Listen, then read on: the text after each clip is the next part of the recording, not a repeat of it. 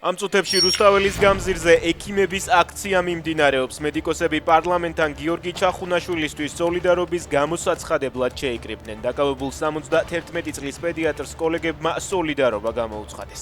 შედეგად გუშინ ღამით პოლიციის განსაკუთრებული მობილიზებით დაკავებული აკადემიკოსის მიმართ პროკურატურამ საპატიმრო გირაოს გამოყენება მოითხოვა.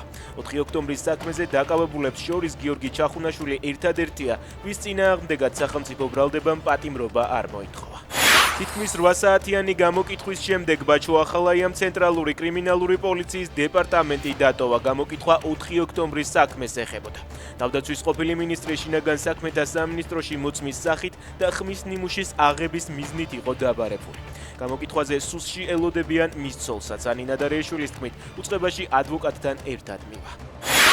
აღკვეთის ღონისძიების სახით პატიმრობა 4 ოქტომბრის საქმეზე დაკავებულ აქციის კიდევ 5 მონაწილეს შეეფარდა. პენსიონერი დედა მყავს, რომელსაც გამოტანილი აქვს 20,000 ლარი. ამ ფულს მე ვიხდიდი და თუ არ გადავიხდი, დედაჩემს ჩამოუჭრიან პენსიას და შემოსავლების გარეშე რჩება. მყავს სოციალურად დაუცველი და დის შვილები, რომლებსაც მე ვუწევ დახმარებას. უთხრა სასამართლოს გენადი კუპრეიშვილმა. მიმართვის მიუხედავად ფიქრია სიქტურაშვილმა ბრალდებული პატიმრობაში გაუშვა.